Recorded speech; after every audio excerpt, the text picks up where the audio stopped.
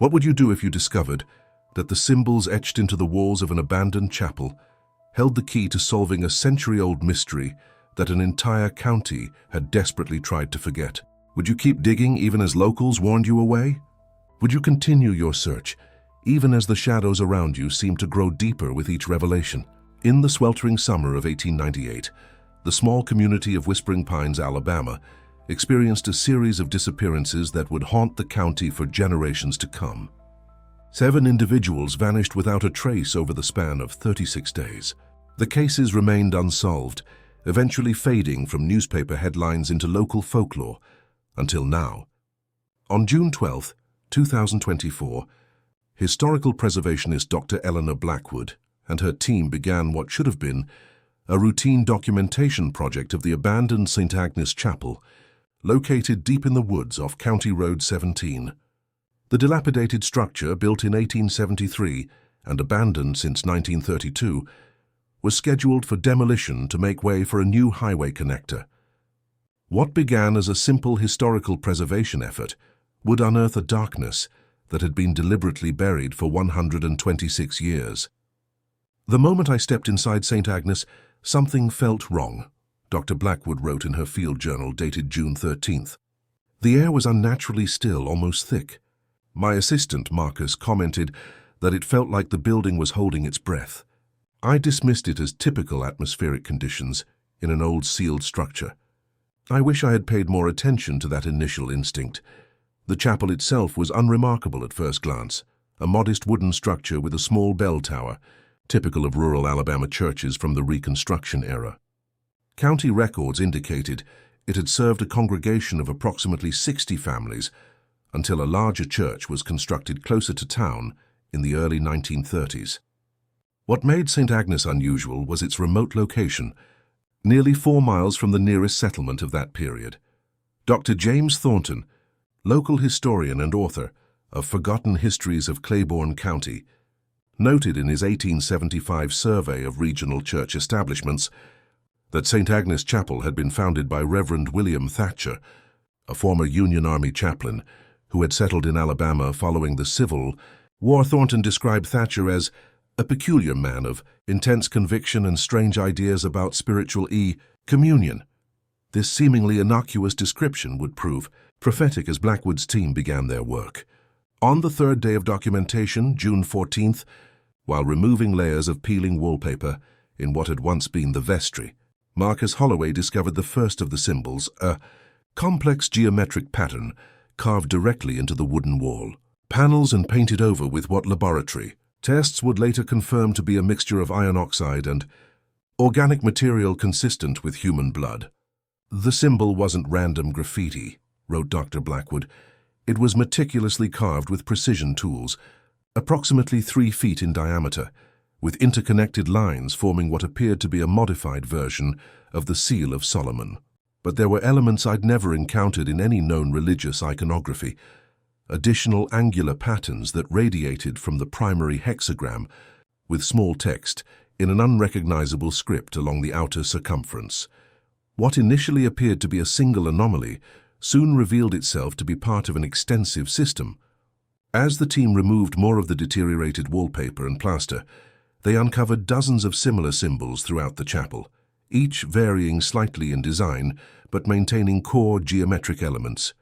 Most disturbing was the discovery that the entire floor of the chapel had been constructed over an elaborate symbol carved into the foundation, visible only when the team used ground-penetrating radar to assess the structural integrity of the building. The Claiborne County Historical Society archives contained no mention of these symbols in any documentation related to St. Agnes Chapel. In fact, the team's research revealed a curious gap in the county's historical records concerning the chapel between August 1898 and January 1899, the precise time frame following the disappearances. Local newspapers from this period, normally meticulous in their coverage of church activities, made no mention of St. Agnes during these months. The Claiborne County Register, which had previously published weekly announcements of services and events at the chapel, abruptly ceased any reference to St. Agnes after August 2nd, 1898. Dr. Blackwood's Inquiries with elderly residents of the area yielded only vague recollections passed down through generations, whispered warnings to stay away from the old chapel in the pines, and fragmented stories about the summer when people went missing. It wasn't until the team gained access to the sealed records of Sheriff Thomas Mercer, preserved in the state archives in Montgomery, that the first tangible connection between the disappearances and St. Agnes Chapel emerged. Sheriff Mercer's journal, which had been sealed by court order until 2000, contained detailed notes about his investigation into the disappearances. The first entry related to the case, dated July 3, 1898, documented the disappearance of 16-year-old Abigail Collins. "Called to the Collins farm today regarding their daughter Abigail," Mercer wrote. "Mr. Collins states the girl failed to return from evening service at St. Agnes last night. Mother confirms she left for church at the usual time, approximately 6 o'clock. Reverend Thatcher claims the girl never arrived for service. Have organized search parties to comb the woods between the Collins farm and the chapel." 5 days later, on July 8th, Mercer recorded the disappearance of William Hayes, a 43-year-old blacksmith. Hayes's wife reports he went to repair the bell mechanism at St. Agnes yesterday afternoon and never returned home. His tools were found neatly arranged on the altar, but there was no sign of Hayes or any work having been done on the bell. By August 7th, 5 more people had vanished. Mary Simmons, age 32, her son Thomas, age 8, Jacob Fletcher, age 61, Elizabeth Porter, age 27, and Daniel Moss, age 55. All had connections to St. Agnes Chapel, either as congregants or individuals who had recently visited the property. The most revealing entry in Mercer's journal came on August 10th.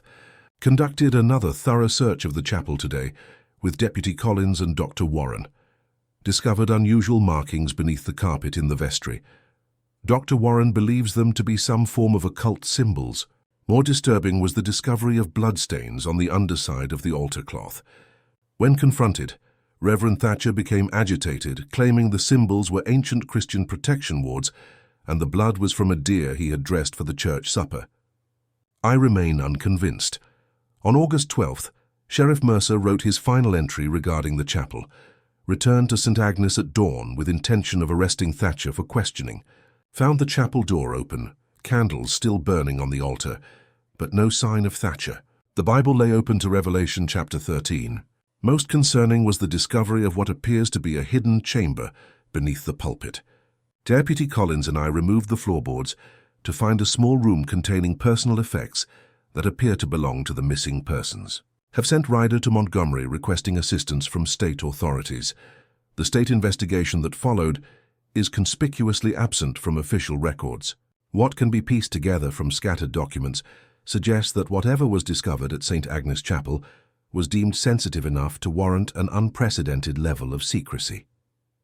The only official document that mentions the case is a brief report from state investigator Jonathan Pierce, dated September 3, 1898, which states simply, "Matter in Claiborne County resolved. Chapel secured.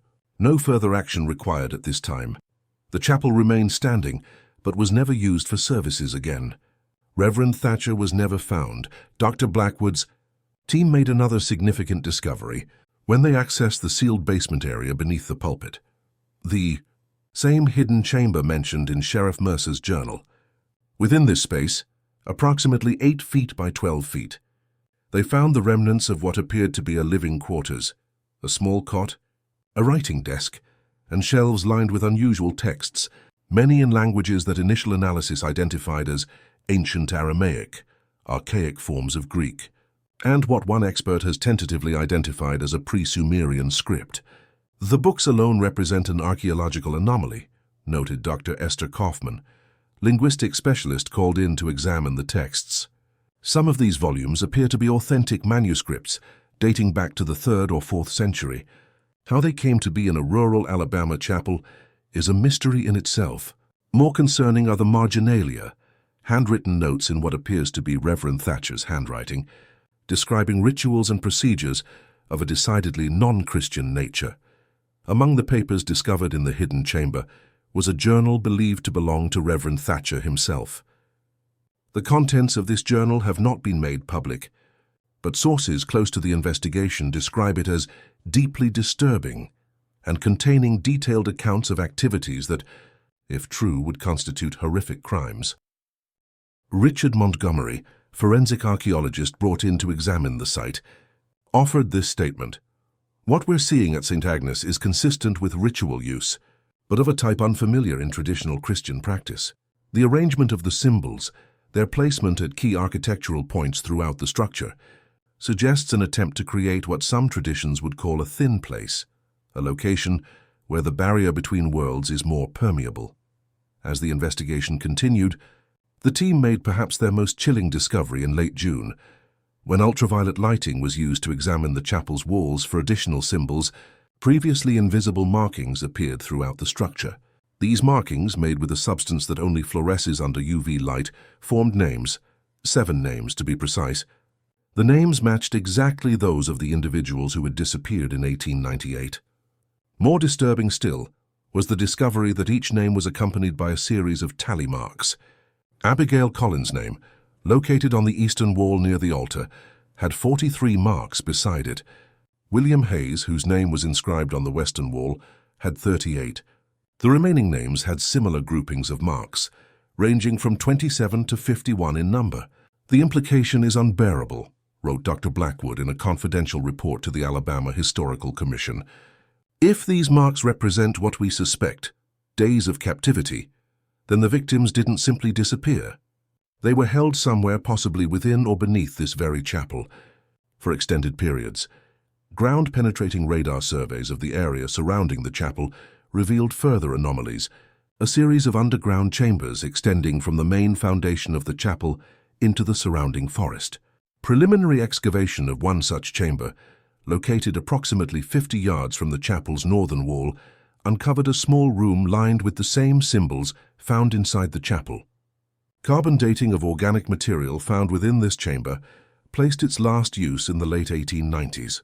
As news of the discoveries at St. Agnes began to circulate in academic circles, Dr. Blackwood received a strange communication from a professor emeritus at Miskatonic University in Arkham, Massachusetts.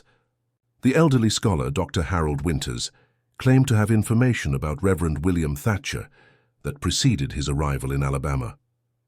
"I believe the man you know as Reverend Thatcher was previously involved in a series of disturbing incidents in New England," Winters wrote. William Thatcher served briefly as a visiting lecturer in theological studies at Miskatonic in 1865, immediately after the war. He was dismissed after students reported him conducting unauthorized rituals in the university's chapel. Before coming to us, he had been removed from a parish in Providence, Rhode Island under similar circumstances. "I strongly advise caution in your investigation.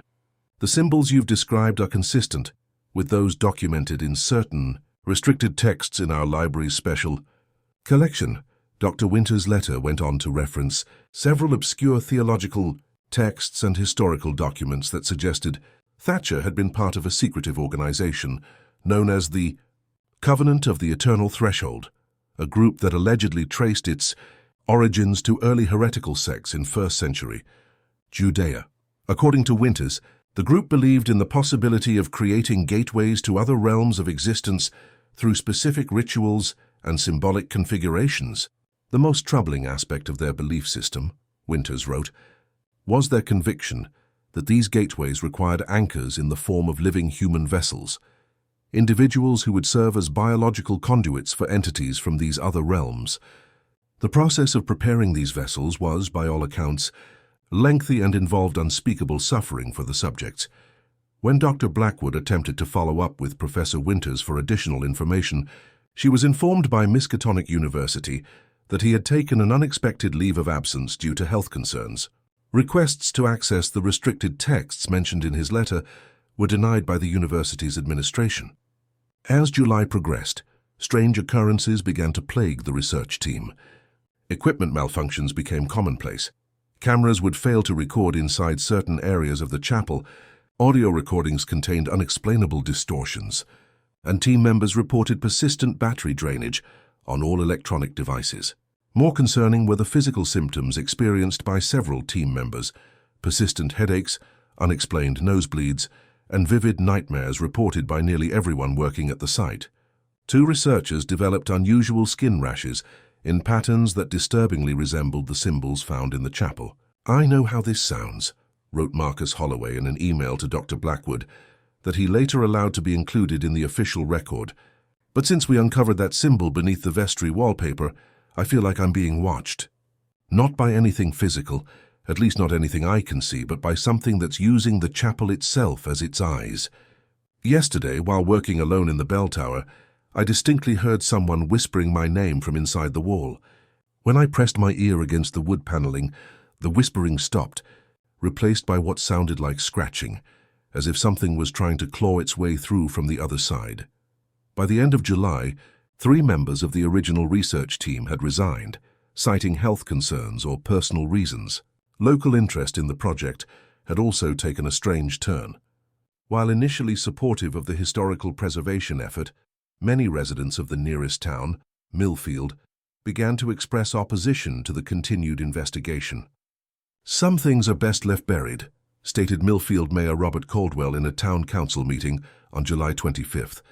"Our community has its own way of dealing with its past, and I'm not convinced that digging up this particular chapter serves any purpose other than to sensationalize a tragic series of events that our ancestors already laid to rest." When pressed about what exactly the town had laid to rest, Mayor Caldwell abruptly ended the meeting.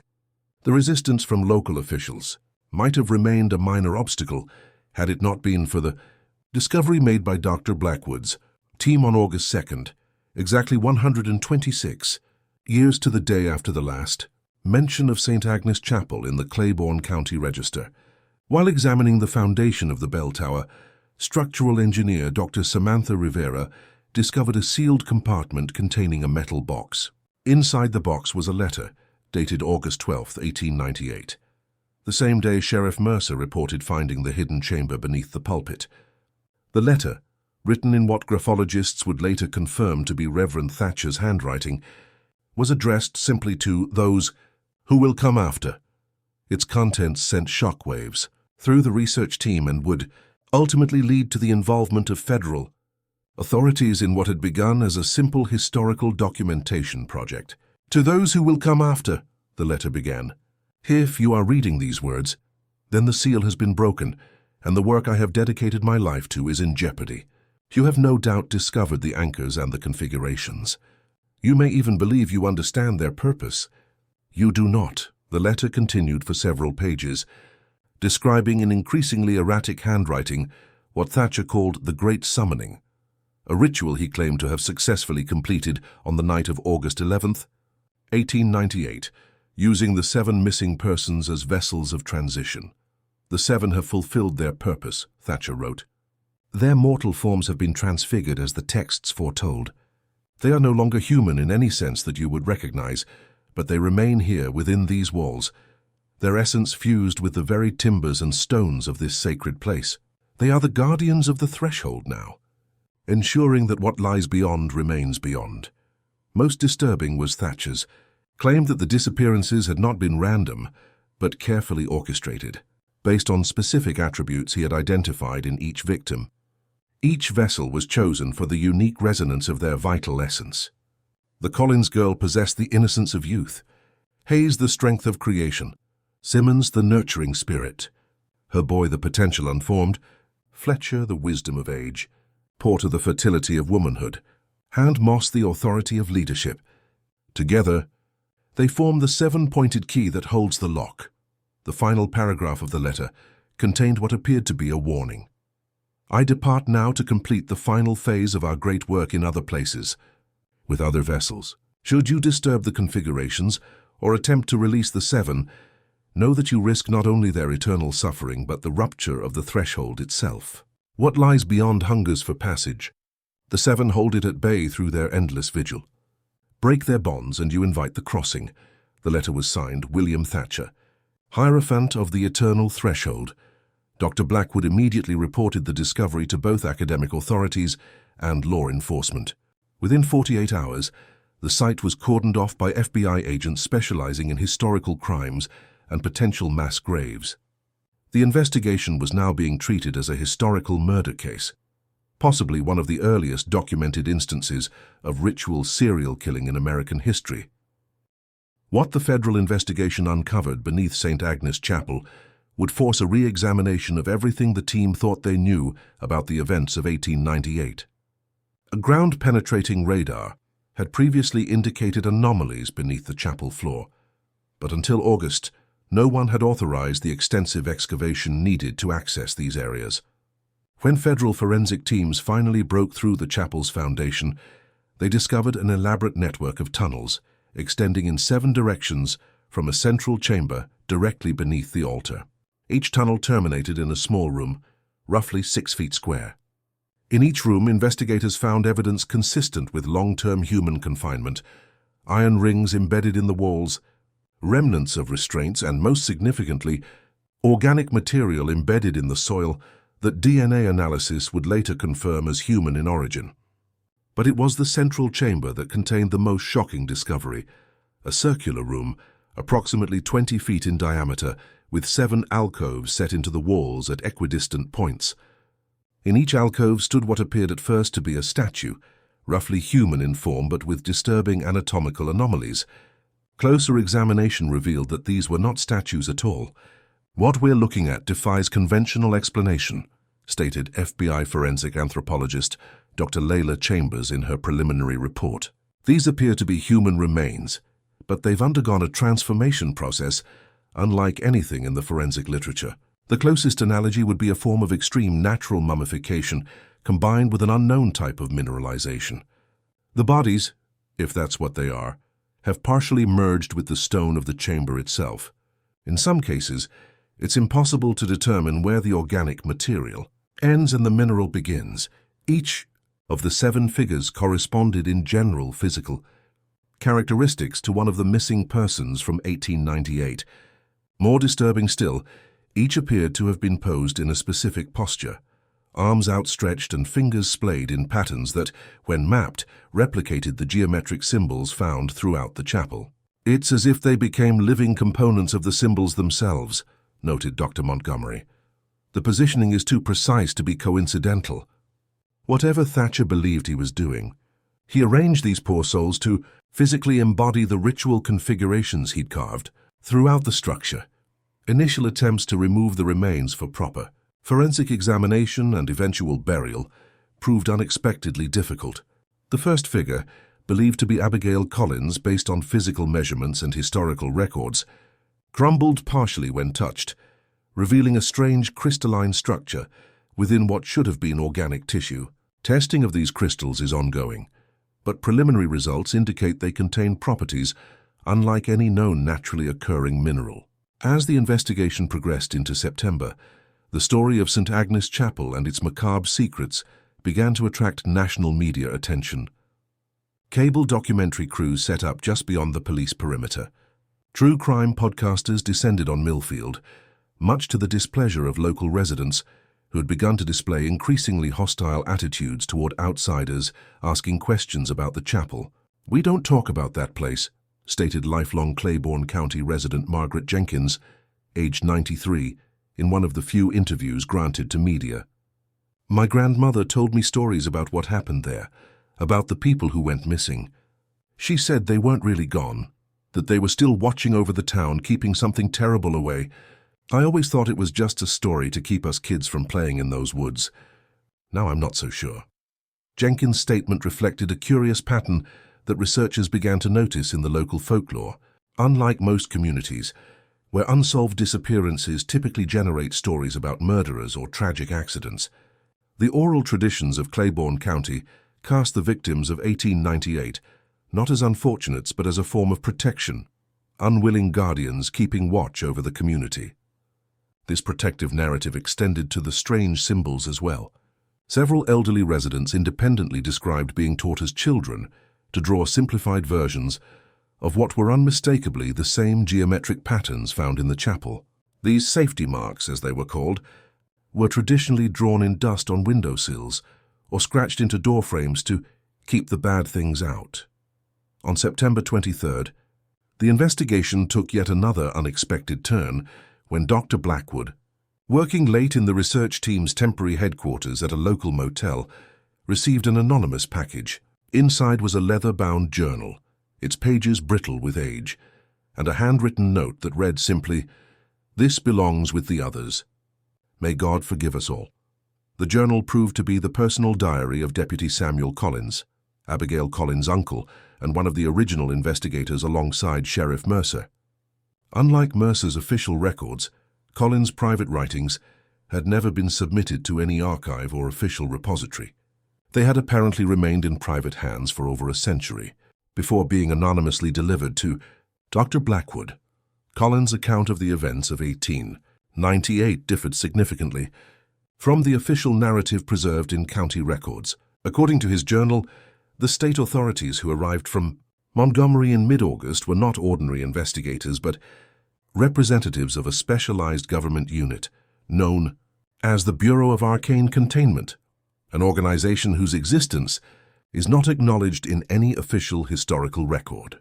"These men are not like any lawmen I have encountered," Collins wrote on August 15, 1898. "They speak of things that no God-fearing man should know." Their leader, a Colonel Blackwood, claims their unit was formed during the late war to investigate incidents similar to ours. Incidents, he says, have been occurring with increasing frequency across the nation. He showed us documents bearing President McKinley's seal, ordering all local authorities to provide full cooperation and maintain absolute secrecy regarding their activities. Dr. Eleanor Blackwood was visibly shaken upon reading this entry, later admitting to colleagues that Colonel Edward Blackwood had been her great-grandfather, a military figure she knew little about, beyond family stories of his government service in sensitive matters of national security. Collins' journal went on to describe the Bureau's investigation in disturbing detail, including their discovery of what he called the chamber of vessels beneath the chapel. "What we found in that unholy place will haunt me until my dying day. The 7 who went missing are there, yet not there. Their bodies remain, transformed into something neither living nor dead, their flesh partly turned to stone, yet somehow still warm to the touch. Most horrible of all, their eyes follow our movements. Colger Blackwood says they must not be disturbed under any circumstances.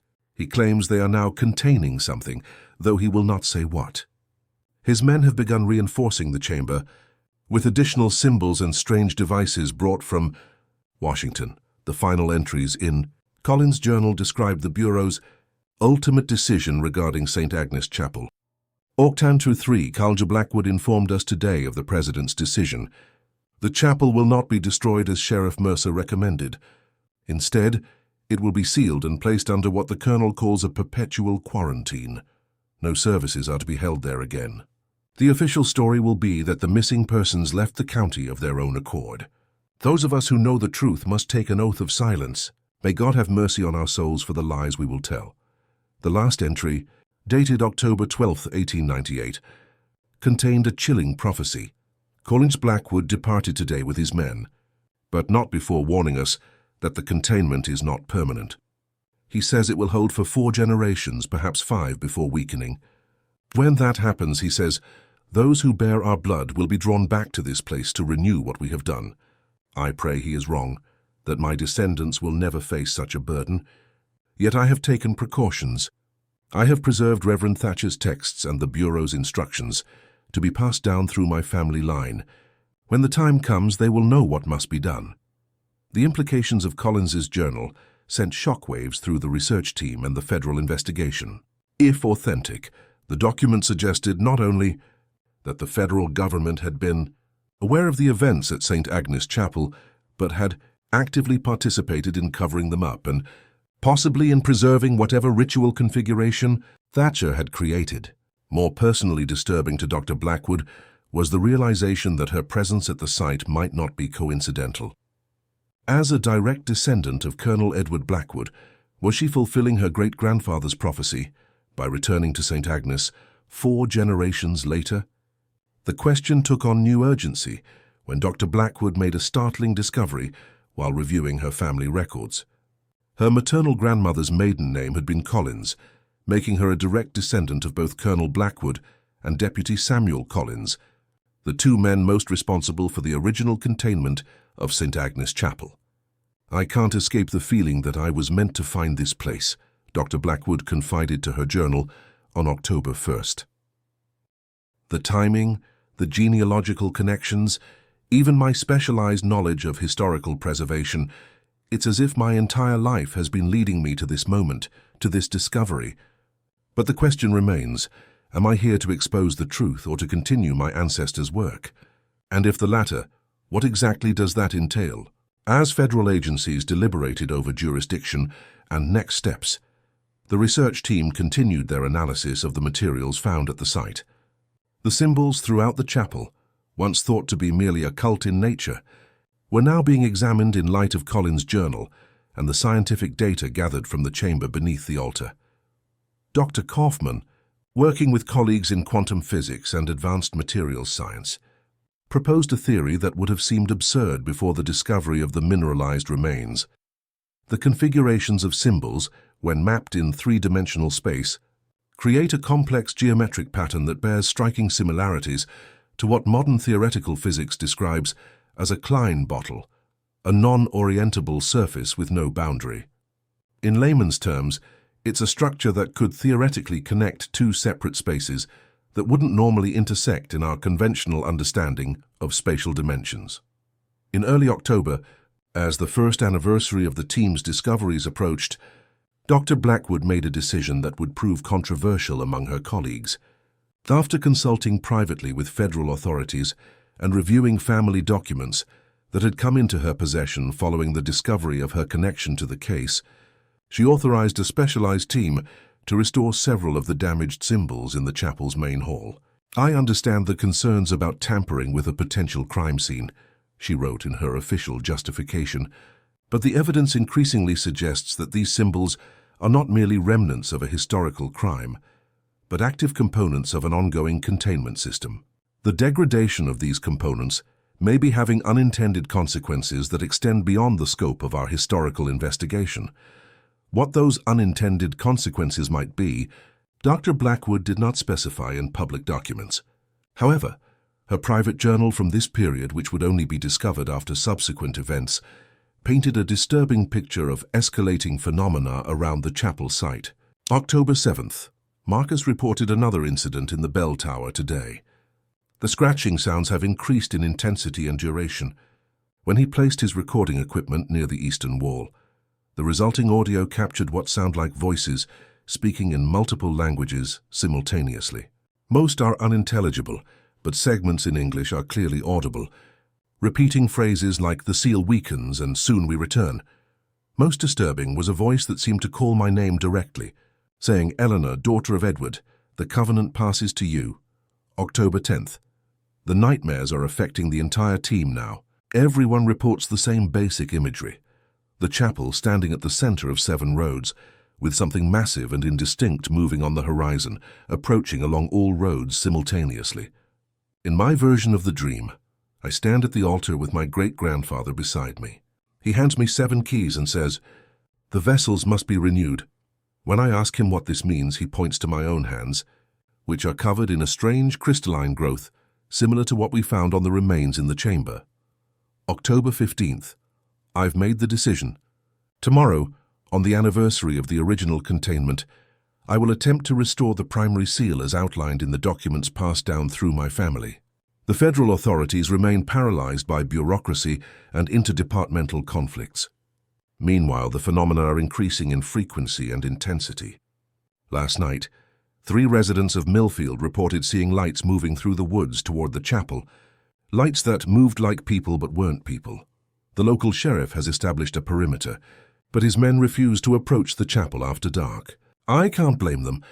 Dr. Blackwood's final journal entry, dated October 16th, contained a chilling summation of her conclusions. Everything points to Thatcher having discovered or created a doorway of some kind, not metaphorical but literal, between our world and somewhere else. The 7 victims were transformed into living components of a sealing mechanism. Their life essence somehow preserved and integrated into the very structure of the chapel. The symbols channel and contain this energy, focusing it into what my great-grandfather's notes call the perpetual barrier. If the symbols degrade beyond a certain point, the barrier fails. If the vessels are removed or destroyed, the barrier fails. What happens then? The documents are circumspect, but the implications are clear enough. Something waits on the other side, something that hungers for passage.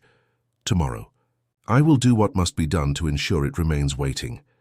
What exactly Dr. Blackwood planned to do on October 16th remains unclear. She entered St. Agnes Chapel alone shortly after dawn that morning, carrying a small leather case containing what colleagues described as family heirlooms and documents from her private collection. She had instructed her team to maintain a perimeter of at least 100 yards from the chapel and not to follow her regardless of what they might hear or observe. At approximately 9:17 that morning, witnesses reported a bright flash of light visible through the chapel windows, followed by what several described as a sound like the world tearing. Seismographs at the University of Alabama recorded a localized disturbance equivalent to a magnitude 3.2 earthquake centered precisely on the chapel's coordinates, though no seismic activity was felt beyond a radius of approximately 1 mile from the site. When the research team finally entered the chapel at noon, after repeated attempts to contact Dr. Blackwood by radio had failed, they found the building apparently empty. The restoration work on the symbols had been completed with remarkable precision. The central altar, previously a simple wooden table, had been extensively modified with intricate carvings matching the patterns found throughout the structure. Most significant was what they found in the chamber beneath the altar. The 7 alcoves, which had contained the partially mineralized remains, were now empty. In their place stood 7 new figures, each in the same posture as their predecessors, each showing the early stages of the same crystalline transformation process. 6 of the figures were immediately identified as members of the federal forensic team who had been working at the site over the previous weeks. The 7th was Dr. Eleanor Blackwood. All 7 were alive after a fashion. Their vital signs were minimal but detectable. Their skin had begun to harden and take on the mineral qualities observed in the original victims. Most disturbing of all, their eyes tracked movement, and several witnesses reported hearing whispered words emanating not from their mouths, but from the stone around them. Federal authorities immediately classified the site at the highest security level. All civilian personnel were removed, debriefed, and required to sign expansive non-disclosure agreements. St. Agnes Chapel and 50 acres of surrounding forest were declared a restricted area under the jurisdiction of an unspecified government agency. Official statements described the incident as a localized environmental contamination requiring specialized containment procedures. Dr. Blackwood and the 6 others were listed as missing, presumed deceased in all public records, yet rumors persist. Locals speak of strange lights still seen in the woods around the former chapel site. Residents of Millfield report unusually vivid dreams on certain nights, particularly when the moon is new. Most telling of all, the centuries-old practice of drawing safety marks on doorways and windows has experienced a resurgence throughout Claiborne County, and on the outskirts of town, where County Road 17 used to lead toward the chapel, before being mysteriously rerouted in late 2024, a small roadside memorial has appeared. No one claims responsibility for creating or maintaining it, yet fresh flowers appear there regularly. The memorial bears no names, only a simple carved message for those who keep watch. The official investigation into the events at St. Agnes Chapel remains classified. The findings of the research team are sealed in government archives. The fate of Dr. Eleanor Blackwood and the others in that underground chamber is known only to those with the highest security clearances. But one thing seems certain: whatever was contained beneath that chapel in 1898 remains contained today. The seal has been renewed for another generation. The vigil continues, and somewhere beyond that seal something still waits, hungering for passage.